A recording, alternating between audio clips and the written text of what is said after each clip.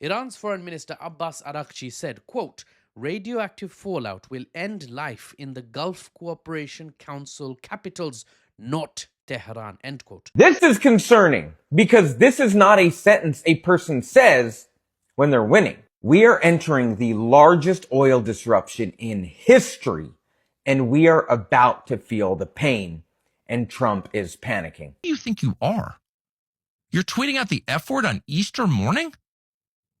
The world is actually watching a moment that feels like it's balancing on the edge of history itself. What we are witnessing right now between Trump and Iran is not just political tension, it's a clash of tone, power, perception, and ultimately resolve. And the most striking part of it all, despite the intensity of the threats coming from Washington, Iran has not appear shaken, not even close. Let's break this down. Well, guys, if you're new here, please do not forget to like, subscribe, and drop a comment in the comment section. This is where we talk about things happening around the globe. Okay, please do not forget to subscribe to Cloud Pause. Thanks so much for always watching my videos. All right, let's get back to this. So let's break this whole thing down. In recent days, Trump has issued some of the most aggressive and controversial warnings we've seen in modern geopolitical time, and right now it's really striking because it's becoming like it's at one point he went as far as saying that a whole civilization would die tonight, things like that. And if Iran failed to comply with his demands regarding the whole thing, that kind of statement isn't just a warning, it's psychological warfare, the kind meant to intimidate, to force submission, to break the will of an opponent before a single additional move is made. But here's where things take a different turn. Iran didn't fold. Instead of rushing to comply, Iranians officials responded with defense. They made it clear, calmly, directly, and without hesitation, that they are prepared to respond immediately and powerfully to any aggression. That response alone tells you everything about the mindset of Tehran right now. This is not a country reacting out of fear. This is a country signaling readiness. And that's what makes this situation so intense. Because when one side escalates rhetorically, expecting the other to back down, and the other side doesn't, it creates a dangerous stalemate, a physiological deadlock, neither side blinking, neither side retreating. Well, I'm going to let the rest of the videos play out. Then we come back with more commentaries. Please don't forget to like, subscribe, and drop your comments in the comment section. Alright, to meet the original creators of these clips, thanks so much for always watching my channel. Let's watch the rest of the clips play out. Then we come back and talk about it some more. Let's go. Iran has just responded to Donald Trump, and it's not good. This is coming from Iran's parliament speaker, who says, quote, your reckless moves are dragging the United States into a living hell for every single family, and our whole region is going to burn because you insist on following Netanyahu's command. Adding, make no mistake, you won't gain anything through war crimes. The only real solution is respecting the rights of the Iranian people and ending this dangerous game. He's referring to the fact that Donald Trump in his message did mention that he's going to hit bridges and power plants inside of Iran. Hitting power plants that are for civilians, that is a war crime. We also heard from the former Iranian foreign minister, who said in a statement, if the White House repeats its foolish mistakes, it will quickly realize that the flow of energy and global trade can be disrupted with a single signal. He went further by saying, while the United States has learned history from Iran, it is yet to learn the geography of power, referring to the fact that when it comes to the Strait of Hormuz, it being shut down for an extremely long time will definitely screw up the world economy. We're already seeing it now. Bottom line is, it doesn't look like Iran is going to be, by 8 p.m. on Tuesday, going to be negotiating with the United States. And the thing is, he's such a clear and present danger right now. And that's true for those that support him as well, right? Everybody that voted for him, not once, not twice, but 3 different times, that are still on board with this, don't see the danger to themselves. They don't see this as a threat to their very existence because they believe he's defending their cause. They believe that because he hates the same things that they hate, because he stands for the same things that they stand for, that somehow they're insulated from the danger of an unhinged lunatic in the Oval Office, right? This is not a political discussion anymore. This man has lost his mind. He was never of fully sound mind, let's be very clear, but he is so far gone. He is obviously suggesting war crimes on Easter morning, and everybody's like, well, you know, that's just crazy old grandpa. We can't do anything about it. There are Republicans in Congress right now that could impeach, convict, and remove him. A handful. We're talking like 20 to 30 people could just wake up today and say, you know what? Enough is enough. This man is a threat to the very existence of everyone on this planet, and yet they choose not to. So Trump tweeted this today. Open the straight, you crazy bastard! Okay, guy. This is concerning because this is not a sentence a person says when they're winning. We are entering the largest oil disruption in history, and we are about to feel the pain, and Trump is panicking. Here's why. So the Strait of Hormuz was closed on February 28th, a little over a month ago. And it takes a month and a half for an oil tanker traveling from the Strait of Hormuz to the United States. A month and a half. That means the last oil tanker leaving the Strait of Hormuz will reach the United States on April 10th, in about 5 days. And then, no more oil from the Middle East. And remember, 25% of the entire world's oil supply runs through this strait, and it was cut off. We are just starting to feel the pain. There are confirmed reports that in southern Florida, several gas stations have already ran out of gas. And there are unconfirmed reports, okay, that by April 15th, major gas station companies are going to start rationing the amount of gas that they can sell us. And although that's unconfirmed, it is not difficult to believe because there is already places in Europe and in Southeast Asia that have temporarily closed down their businesses and started rationing gas. Trump is panicking because Iran knows that they have the global economy by the balls. And Iran knows that the only way to open the strait is by putting boots on the ground. And Iran knows that if we put boots on the ground, we would be entering a trap because it would turn into a forever war. This is going to hurt a lot, but we'll get through it. Dubai and Abu Dhabi, Doha in Qatar, Manama in Bahrain, Dammam in Saudi Arabia, Kuwait City, what the heck am I naming? All of these cities are potentially at risk, an irreversible, catastrophic risk. Every man, every woman, every child in these cities, not from Iranian missiles though, but from potential leaked radiation, from nuclear fallout. Iran's Foreign Minister Abbas Araghchi said, quote, radioactive fallout will end life in the Gulf Cooperation Council capitals, not Tehran, end quote. So that means the Gulf monarchies, basically, as I call them. Why did he make this worrying comment?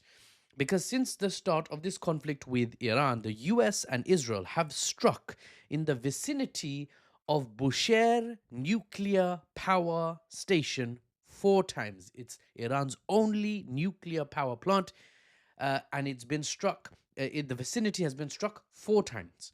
Reports being widely circulated, even by non-Iranian sources, suggest the latest attack hit within 75 meters of the power plant. Bruv, it's the 6th of April, okay? All of this is popping off right now.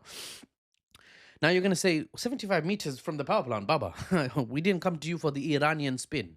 No, well, Times of Israel reported that it was 75 meters away from the power plant that the missile struck, or the airstrike took place.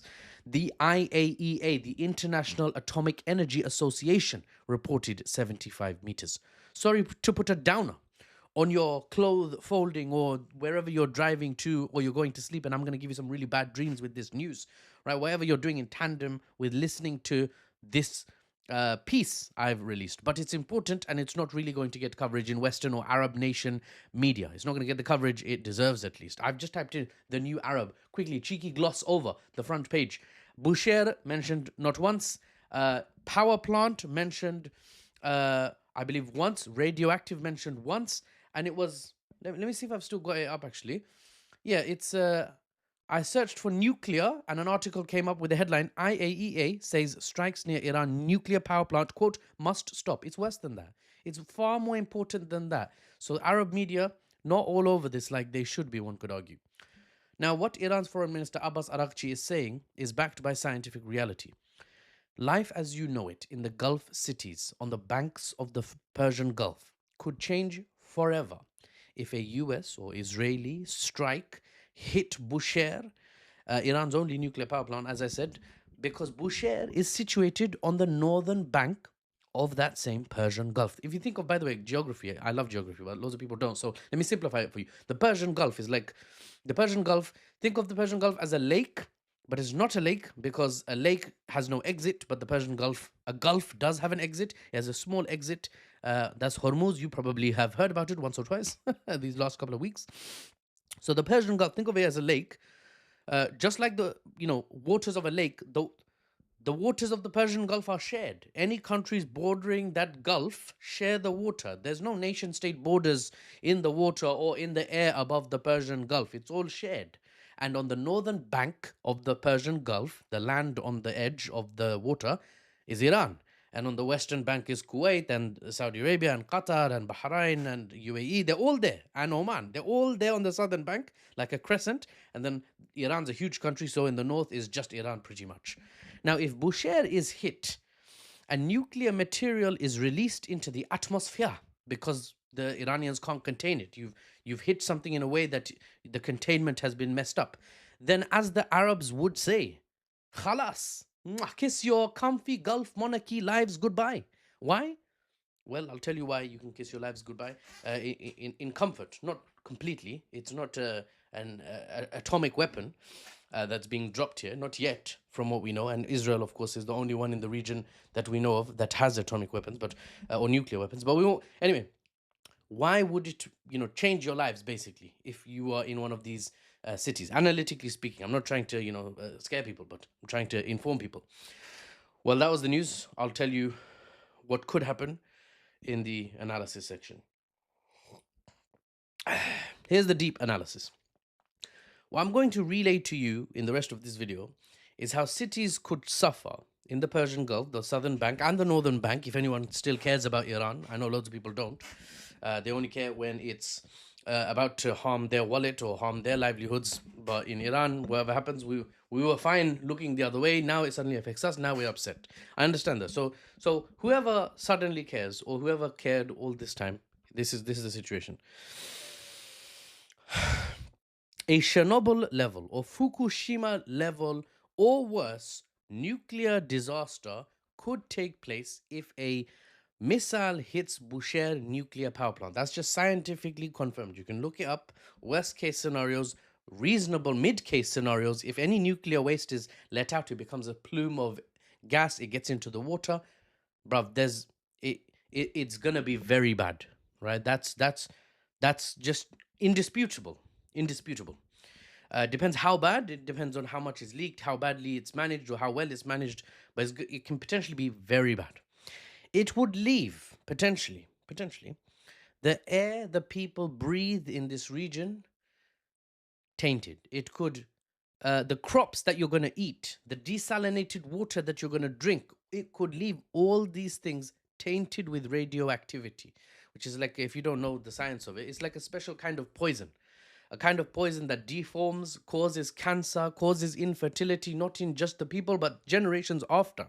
Look at Japan, Hiroshima, Nagasaki. People had deformities 2-3 generations later from the radioactivity in the air, in the soil, from those attacks that America carried out on Hiroshima and Nagasaki. Only time in human history, of course, that nuclear weapons were used, and it was by America. And now America is running around the world telling other countries, you are not safe to have nuclear weapons. Very interesting, but I won't get into that now. But that's the reality. There's the dynamics on Earth right now. Welcome to 2026.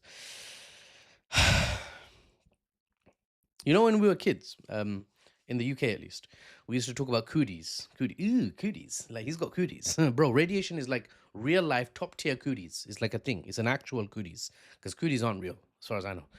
You can't remove radiation easily. Not from water, not from food, not from people. You can't remove radiation easily. You can't transport it easily, so you can't transport it away easily. You have to flip and leave the area for years, and you have to continuously be in a sort of expensive cleaning process. And eventually the radiation levels are low enough that you can probably move people in. But if the country's huge, like in Russia, you're probably best off never coming back to that place. You get me? Because it's is the radiation's in the air. You can't see it, you can't feel it, but it's in the air, and it's always going to raise the level of everyone there, raise their level of contracting cancer. Now, a hit, coming back to the topic, at Iran's Bushehr nuclear power plant could render the glittering, glamorous coastline settlements of the wealthy Gulf monarchies, could turn them into high radiation zones for decades. Now, where's man's gonna go if the radiation level spikes? Imagine, imagine the Brits living in Dubai or Abu Dhabi or Ras Al Khaimah or wherever. Right? Man's gonna fly back faster than you can say fish and chips, please, or whatever you're gonna say. A boss man, can I get two wings and chips? Yes, you can, because you're back in the UK. Welcome. Habibi, you can leave Dubai now. How about that? The expats, fancy word for migrants, by the way, they'll leave. Millionaires don't want radiation cooties, bro. They don't want their kids to get radiation cooties.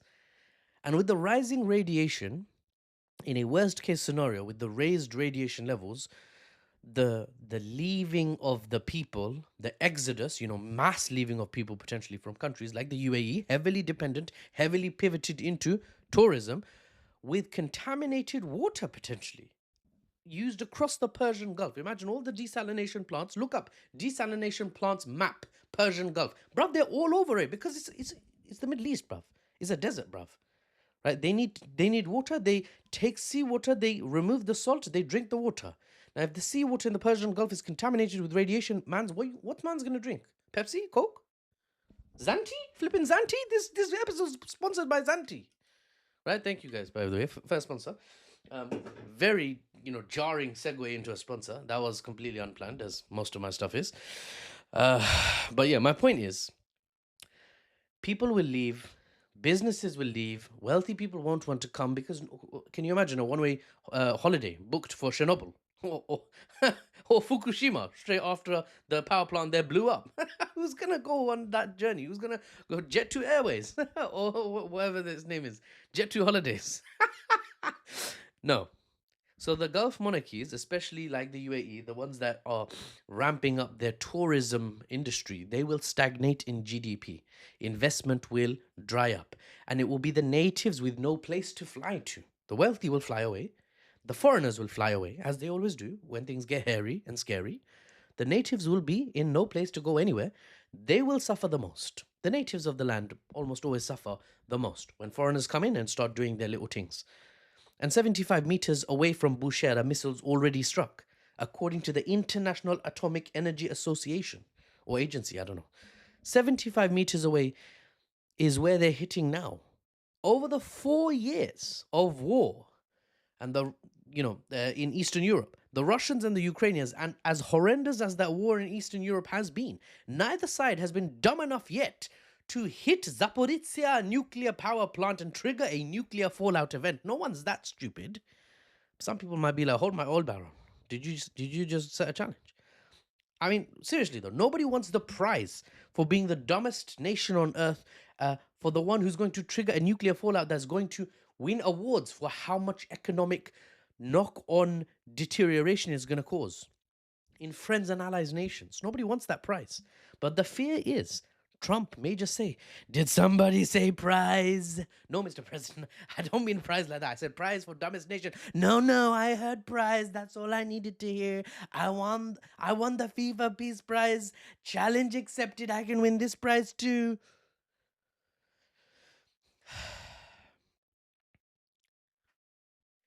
Time will tell how things turn out, and I'll keep watching this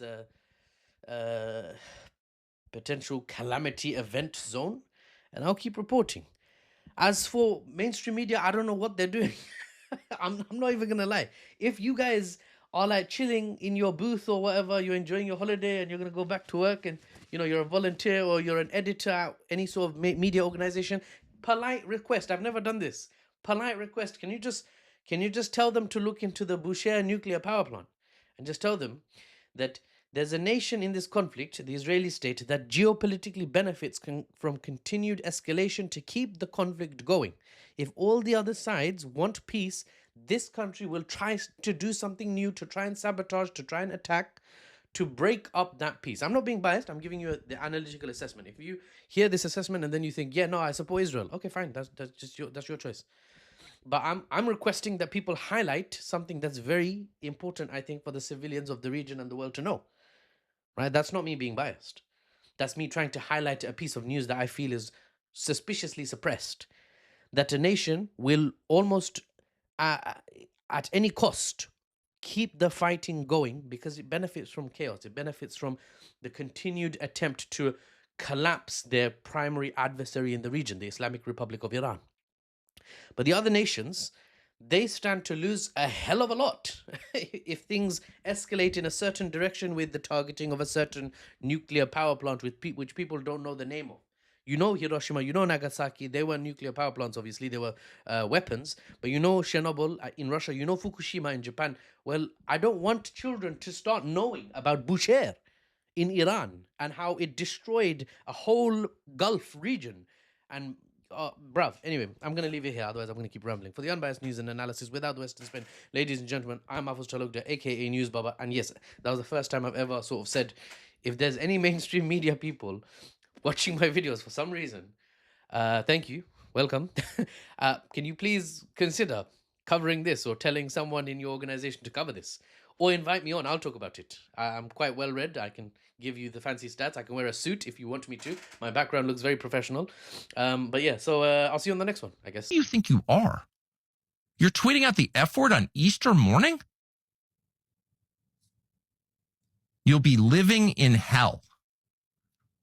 As if hell is a place. Hell is a condition.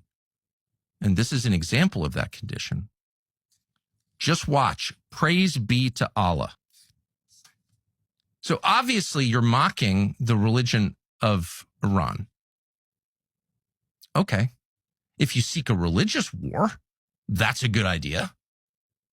But by the way, no decent person mocks other people's religions. You may have a problem with the theology. Presumably you do if it's not your religion, and you can explain what that is. But to mock other people's faith is to mock the idea of faith itself. And we should never mock that, because at its core is the acknowledgement that we are not in charge of the universe. We did not build it. We won't be here at the end of it. We can destroy life. We cannot create it because we are not God. The message of all faith at the biggest picture level is the message in our Bible, which is you are not God. And only if you think you are do you talk this way. But it's not just mockery of Islam. And no president should mock Islam. That's not your job. This is not a theocracy. We don't go to war with other theocracies to find out which theocracy is more effective. We are not a theocracy. And God willing, we never will be, because theocracies corrupt the religion. No, this is a mockery not just of Islam, it's a mockery of Christianity. To send out a tweet with the F word on Easter morning promising the murder of civilians and then saying praise be to Allah without explaining any of it, you are mocking me and every other Christian because we're Christians. Oh, I get it. We can't support that. Under no circumstances can we support that. Doesn't mean you have to hate Trump or take the opposite position on every issue from Trump. You shouldn't. A lot of his positions are the right positions, but you cannot support that. That is evil. That is an intentional desecration of beauty and truth, which is the definition of evil. If the U.S. attempts an amphibious operation in the Strait of Hormuz, it will fail, and the United States amphibious shipping will have to be withdrawn out of range of Iranian missiles if they survive. The United Arab Emirates will then find out that Iran will launch attacks and start seizing UAE territory. Iran's not playing around. The interesting thing about Iran during this, this war is that every time Iran says they're going to do something, they do it. No ifs, ands, or buts.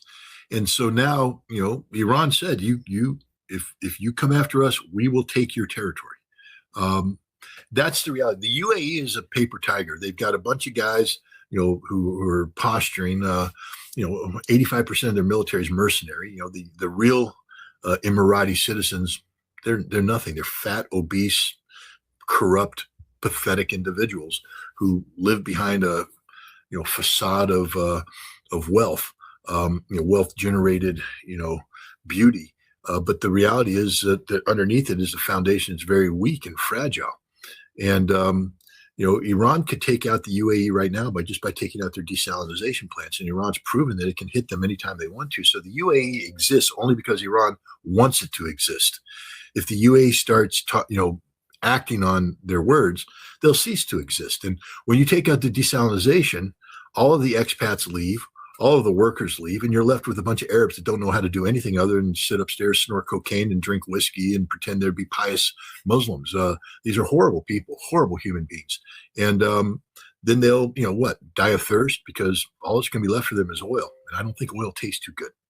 We have some news right now. Iran is calling Trump delusional, rejecting any of his claims about bombing Iran and committing these war crimes, saying that he is in despair and has anger. Comes on Easter morning as Trump, after threatening the war crimes, went to his golf course. Here's what Iranian officials are saying in response to Trump's threat, saying Trump is in despair and anger, repeating delusional claims, saying that the strait is going to remain closed until war damages are compensated. Meanwhile, Trump spent the morning going on Easter morning to his golf club in Virginia while taking a ceremoniously slow tour around Memorial Circle where he wants to build an arch, and then changed the deadline again for strikes on Iran to now Tuesday at 8 p.m. Eastern Time. Before, the original deadline was Monday, 10:15 a.m.